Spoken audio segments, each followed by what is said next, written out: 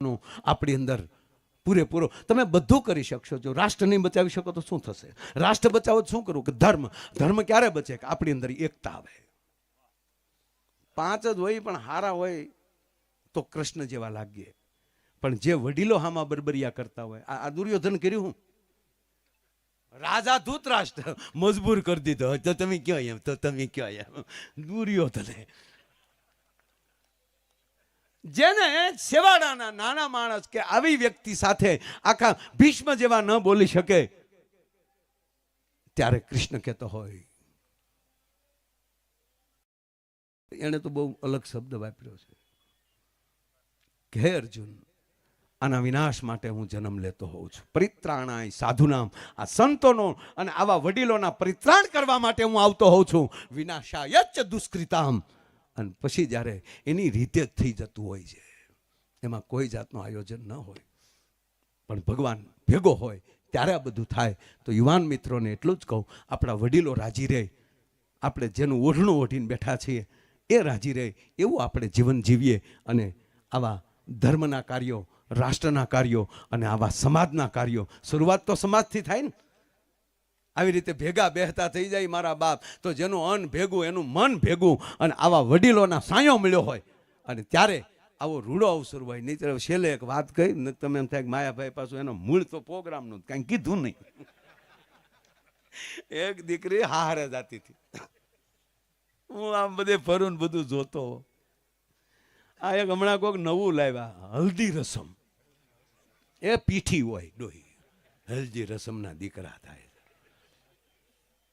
નહીં, મેં ફરીવાર છેલ્લે વાર કહું કે તમારી ડિઝાઇન બદલવી જોવે, પણ તમારી ધાતુ ન બદલી જવી જોવે. હું કોણ છું એ ભૂલાઈ ન જાય, એ ધાતુ ન બદલવી. ઓલી દીકરી હારે જાતી હતી. હવે તો નાના બાપુ સારું છું, અમે વેલા હેર પરણી ગયા બધા. આપણે તો હજી નથી. હજી તમે કલ્પના તો કરો કે આપણે જમાય શબ્દ નથી બોલાતો, આપણે હાહરાન હાહુ શબ્દ નથી બોલાતો. એ તો જુઓ તમે, ફૂઈ કહેવાય, મામા કહેવાય, ભાણેજ કહેવાય. શું આપણી પરંપરા છે યાર. હે, અમારો ભાણેજ આવ્યા છે, કુમાર. ઈ કુમાર નહીં, ખોટો માર, કુમાર. બસ આપણા શબ્દ આપણી પરંપરા પકડી રાખશે. માંડવે બેઠા હોય તો એ રાધા કૃષ્ણની જ જોડ દેખાવી જોવે, રામ સીતાની જ જોડ દેખાવી જોવે. એમાં કોઈના બાપની તાકાત નહીં કે માણસ હાર બદલાવી શકે. વરરાજા રાજા જ લાગવો જોઈએ.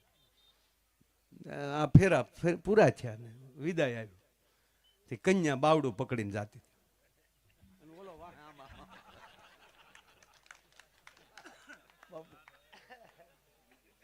જોશો નું ફ્રેશ જોઈ.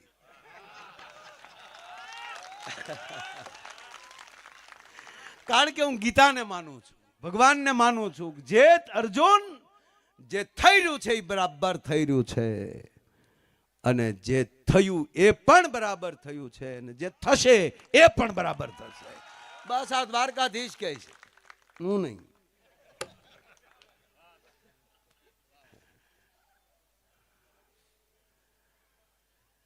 કન્યા હવે વિદાય થાય બાપુ, એટલે આખું ઘર રડતું હોય ને વિદાય વખતે. આવજો બેની આવજો, કાગળ પત્ર, વિદાય ગીત હાલતા હોય. તે તો બહુ કેમેરા ઉતાર્યા હોય, જોયું હોય. અમારી કરતા વધારે કેમેરા વાળાને ખબર હોય, કારણ કે નજીકથી પાડતા હાસું હાસું રોવે છે, ખોટું ખોટું રોવે. પછી અમુક તો આવડા પાછા ડિલેટ કરતા હોય કે આ કાઢો ભૂંડું લાગશે.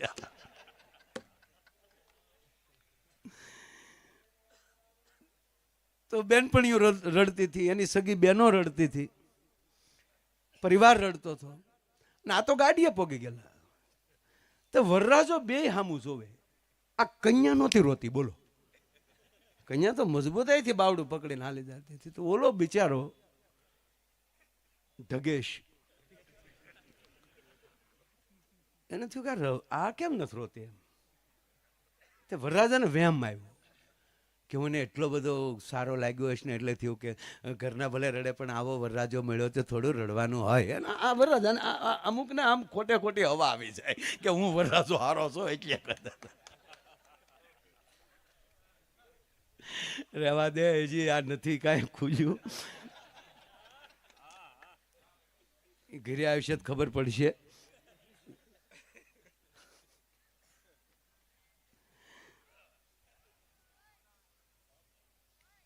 કારણ કે જોવા ગયા હોય ત્યારે કોકના બંગલા દેખાડ્યા હોય, કન્યા ઘરે આવે પછી ન ખબર પડી જાય કે બસ આમાં કાંઈ આ તો બસ. તો પાછો બેઠા કે તારા પપ્પાએ એટલો ખર્ચો કર્યો બધું મેં વેચી નાખ્યું, એટલે અમારી ઉપર હું કામ ના કરતો. એટલે વરરાજો આમ એની હાળીઓ સામો જોતો હતો, નાની સામું જોતો, તા તો એને ઠોહો માર્યો બાઈ. ન્યા હું ટગર ટગર ડોળા કરો, તમારા ડોળા આમ કઈ હોખ ન લાગતું, બેહો ગાડીમાં એમ કરીને ઘૂસતો માર્યો તો ભગ દઈને ગાડીમાં પડી ગયો. ઓલો કે પૂરું છું આવતા ના અંધાણ મળવામાં માટે.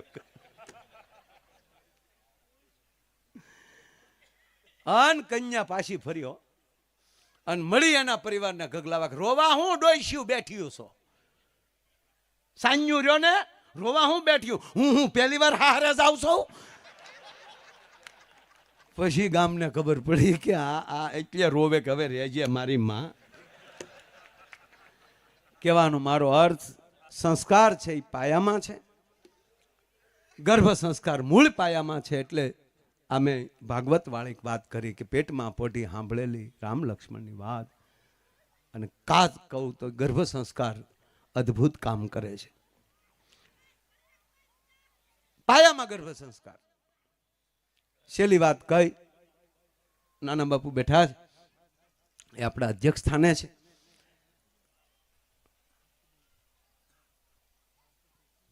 ટૂંકી વાત લઈ લો, અભિમાન્યુનું મૃત્યુ થાય છે. સાંભળજો મારા બાપા. અને બેન સુભદ્રા છે, એ કાંડા પછાડીને રડે છે, માથે કાંડા પછાડે છે. અભિમાન્યુ ઉભો થાવ બેટા, ઉભો થા દીકરા. હવે તમે કલ્પના કરો કે જેનો મામો શ્રી કૃષ્ણ હોય, સુભદ્રા જેવી જનેતા હોય, અને અર્જુન જેવો જેનો બાપ હોય, અને એની સબ જ્યારે શરીર પડ્યું હોય, બેનને કેટલો પાવર હોય. મારો ભાઈ કૃષ્ણ છે. કૃષ્ણ આવે છે, ટૂંકી વાત લઈ લો, ગડગડતી ડોટ મૂકે છે. સુભદ્રા ભગવાનને ડોકે ટીંગાઈ જાય છે. ગોપાલ ગોવિંદ એકવાર આને ઊભો કર, પછી જોઈ લે મારા દીકરાનો ઝપાટો. એકવાર આને ઊભો કર. વિધર્મીઓએ ભેગા થઈ આને માર્યો છે. કૃષ્ણ કાંઈ બોલતા નથી, કેવલ કૃષ્ણની આંખમાં આહુડા છે.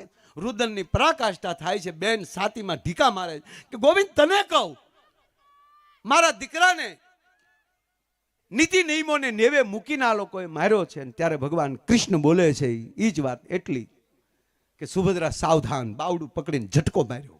સાવધાન સુભદ્રા, આવા વીરવર પુરુષની વાહે રડવું એ અપમાન છે. ગોવિંદ અપમાન બરાબર, પણ મારા દીકરાને આ લોકોએ આવી રીતે માર્યો, આવી રીતે માર્યો. નાના બાપુ હાથ વાર બોલે સુભદ્રા, અને હવે કૃષ્ણ બોલે છે કે સુભદ્રા કહો, તારા દીકરાને કોણે માર્યો? કે કેને ગોપાલ? તે માર્યો છે. ગોવિંદ હા તે માર્યો છે. ગોપાલ બેન સાંભળી લે, આ જેદી તારા પેટમાં હતો તે